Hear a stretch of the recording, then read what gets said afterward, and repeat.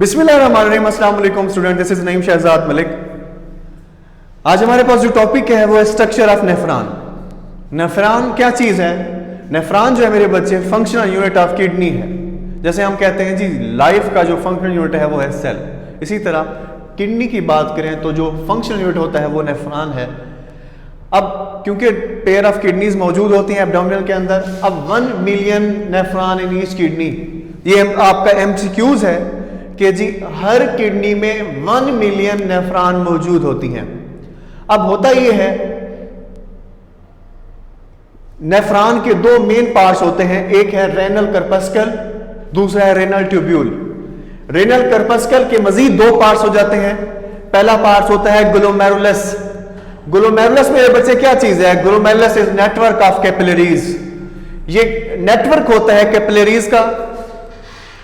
Bowman capsule, glomerulus के बाद Bowman capsule ये सराउंड कर रहा होता है ग्लोमेरुलस को। ये कप शेप स्ट्रक्चर होती है जो बोमेन कैप्सूल है। उसके बाद रेनल ट्यूब्यूल, ये नॉट ट्यूबुलर होता है, ये ट्यूबुलर पोर्शन होता है नेफ्रॉन का। अब इसके जो पार्ट्स होते हैं वो है proximal convoluted tubule, loop of Henle, distal convoluted tubule. अब होता ये है डिस्टल कन्वोल्यूटेड ट्यूब्यूल जो है वो कलेक्टिंग डक्ट में ओपन होती है, फिर कलेक्टिंग डक्ट 100 पेपिलरी डक्ट में ओपन होती है, फिर आगे यूरेटर के अंदर। ये हमने मेरे बच्चे किडनी की डायग्राम ड्रा की है।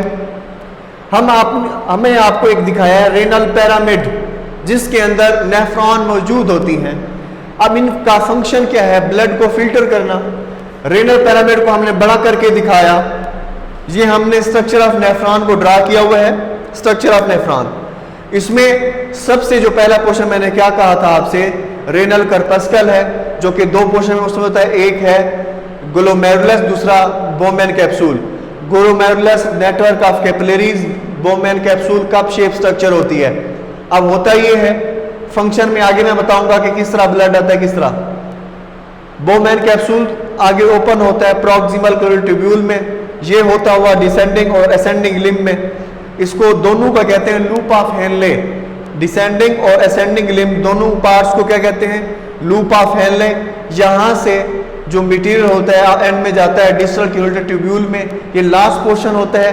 ये डिस्टल कन्वोल्यूटेड ट्यूब्यूल ओपन होता है किसमें? कलेक्टिंग डक्ट में, फिर कलेक्टिंग डक्ट से 100 पेपिलरी डक्ट में, फिर यूरेटर के जरिए जो वेस्ट मटेरियल होता है यूरिन के जरिए वो यूरिन की शक्ल में वो एलिमिनेट कर दिया जाता है।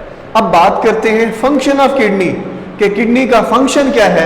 मेरे बच्चे जो मेन फंक्शन है किडनी का वो है यूरिन फॉर्मेशन। अब इसमें 3 स्टेप्स होते हैं जो किडनी ब्लड को फिल्टर करती है। पहला प्रेशर फिल्ट्रेशन होता यह है, सबसे पहले जो ब्लड है वो इंटर होता है रेनल आर्टरी के जरिए। कहां जाता है? ग्लोमेरुलस के अंदर आ जाता है। ग्लोमेरुलस के अंदर जैसे आएगा आर्टरी से होता हुआ आर्ट्रियोल में जाएगा, फिर ग्लोमेरुलस में। होता यह है इसमें जो ब्लड में मौजूद वाटर, साल्ट, ग्लूकोज, यूरिया, ये क्या हो जाता है ग्लोमेरुलस कैपिलरीज के अंदर चला जाता है। उसके बाद बोमेन कैप्सूल में जो मटेरियल मौजूद होता है यहां से होते हुए बोमेन कैप्सूल में जाएगा मटेरियल। फिर जो मटेरियल बोमेन कैप्सूल के अंदर मौजूद होगा उसे हम नाम देंगे ग्लोमेरुलर फिल्ट्रेट का। किसका नाम देंगे? ग्लोमेरुलर फिल्ट्रेट का। ये शॉर्ट क्वेश्चन भी है आपका, ओवरऑल ये लॉन्ग क्वेश्चन है। अब उसके बाद सेकंड स्टेप है फंक्शन सिलेक्टिव रीअब्जॉर्प्शन। अब मेरे बच्चे बोमेन कैप्सूल के अंदर ये मटेरियल चला गया, ग्लोमेरुलर फिल्ट्रेट का लाया। उसने कहा जी 99% जो ग्लोमेरुलर फिल्ट्रेट होता है वो अब्जॉर्ब हो चुका होता है ब्लड कैपिलरीज, क्योंकि नेफ्रॉन को स्मॉल ब्लड कैपिलरीज सराउंड कर रही होती हैं। इसकी कम्प्लेक्स की वजह से हम इसको नहीं दिखा सकते। अब ये जो ब्लड कैपिलरीज के अंदर चला गया, अब फिर फिल्टर किस तरह होगा? ये 3 स्टेप्स होते हैं, 3 प्रोसेस होती है, osmosis, diffusion, active transport. Osmosis के जरिए वाटर को रीअब्जॉर्ब किया जाएगा, एक्टिव ट्रांसपोर्ट को के जरिए सॉल्ट को रीअब्जॉर्ब किया जाता है। फिर मेरे बच्चे तीसरा स्टेप है इसका ट्यूबुलर सिक्रीशन।